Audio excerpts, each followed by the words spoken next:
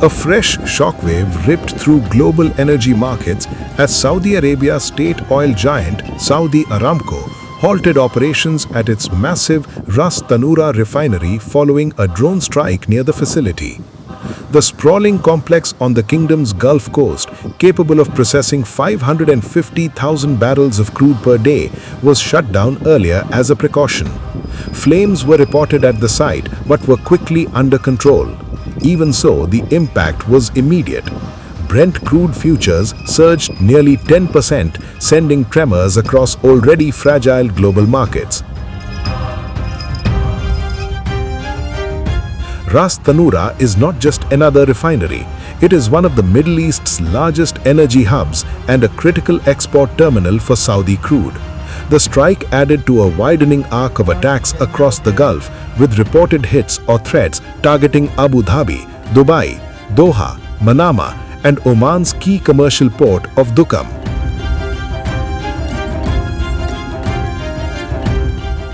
The strike has hit at a moment of extraordinary tension in global energy markets. Oil prices have recorded their sharpest surge in 4 years as the expanding Iran conflict has effectively choked traffic through the Strait of Hormuz, the narrow maritime artery that carries nearly a fifth of the world's daily oil supply. While Tehran has not officially shut the passage, mounting security fears have prompted several shipping companies to halt voyages, creating a de facto blockade in one of the planet's most vital energy corridors. The disruption has rattled traders and amplified concerns about the stability of global supply chains. Markets are now preparing for sustained turbulence. Any prolonged constraint on Gulf exports, especially if Hormuz remains functionally frozen, could squeeze supplies just as worldwide demand begins to accelerate, potentially reigniting inflationary pressures across major economies. But the energy shock was only one front in a rapidly expanding war. Day 3 of the escalating US-Israel confrontation with Iran opened an explosive new chapter as Iran-backed Hezbollah launched strikes against Israel in retaliation for the killing of Supreme Leader Ayatollah Ali Khamenei. Israel responded with force, unleashing airstrikes across Lebanon, including in the capital Beirut. Lebanon's health ministry reported at least 31 were killed and 149 injured as bombs pounded southern Lebanon and densely populated neighborhoods. What began as a joint US-Israel strikes on Iran, an operation that killed Khamenei and other senior leaders, has spiraled into a region-wide confrontation. Iran has fired back at US and Israeli assets across neighboring countries. Gulf energy infrastructure is under threat. Oil prices are soaring, and the Middle East is edging toward one of its most dangerous flashpoints in decades, with the world watching as multiple fronts ignite at once.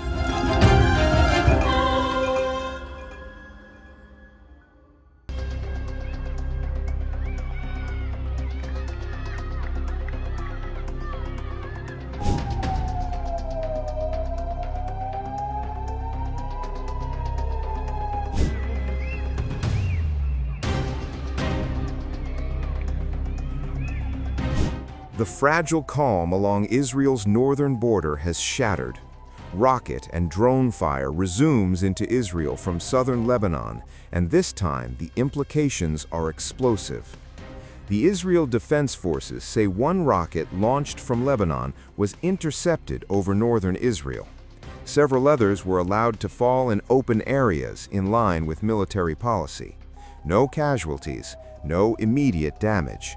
But this was no routine exchange. Hebrew-language media reports say the IDF has confirmed that Hezbollah was behind the rocket fire. If accurate, it would mark the first time the Iran-backed group has attacked Israel since the US-brokered ceasefire came into effect in November 2024. Separately, Hezbollah has also now acknowledged its role in the attack. It would also mark Hezbollah's first direct involvement alongside Iran in the current confrontation with Israel, following the killing of Iran's supreme leader, Ayatollah Ali Khamenei, in a joint US-Israeli strike. Sirens have continued to sound near the Lebanon border, warning residents not only of rocket fire, but also of suspected drone infiltrations. The message from the north is unmistakable. The quiet is over. Hezbollah issued a statement pledging to fulfill what it called its duty in confronting aggression. The group offered condolences for Khamenei, who was killed along with other Iranian leaders in the weekend strike on Iran. It described the attack as the height of criminality and vowed to not abandon what it called the field of honor and resistance. The group also claimed it targeted an Israeli missile defense site near Haifa using precision missiles and drones, describing the action as revenge for Khamenei's killing and a response to Israeli operations in Lebanon. Hezbollah warned Israel to halt its operations and withdraw from Lebanese areas or face continued attacks. The Israeli Defense Forces responded swiftly. In an official statement, the IDF confirmed it has begun striking Hezbollah targets across Lebanon. It said the strikes are in direct response to projectile fire toward Israeli territory and civilians.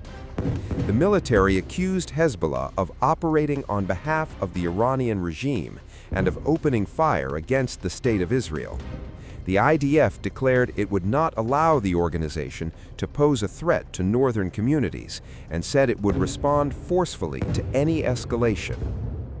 Israeli forces say troops have long prepared for such a scenario under Operation Roaring Lion. The military stressed it is ready for an all-fronts confrontation and capable of combating any threat against the State of Israel. The warning is clear. Israel is prepared not only for border exchanges, but for a wider regional escalation. The Chief of the General Staff, Lieutenant General Eyal Zamir, conducted an urgent situational assessment following projectile fire launched from Lebanon. Zamir placed direct responsibility for the escalation on Hezbollah. Israeli northern border stands on a knife's edge. A ceasefire that held since November 2024 now faces its most serious test. With Hezbollah entering the fray following Iran's leadership strike, the risk of a broader regional war has sharply increased. For now, rockets have fallen in open fields, but the strategic impact may reach far beyond them. Iranian missile strikes on Tel Aviv damaged at least 40 buildings, forcing more than 200 residents to evacuate their homes and take shelter in 3 hotels, Israeli daily Haaretz reported, citing the city municipality. The strikes came as part of Iran's sweeping retaliation for the killing of Supreme Leader Ayatollah Ali Khamenei in a joint U.S.-Israeli attack. However, there are no reports of direct impacts in residential areas from the latest missile salvo. The IDF Home Front Command said civilians in most areas where sirens sounded can now leave bomb shelters but should remain close to them. Iran confirmed Khamenei's death, saying the 86-year-old was killed in an Israeli-American airstrike on his Tehran office on Saturday.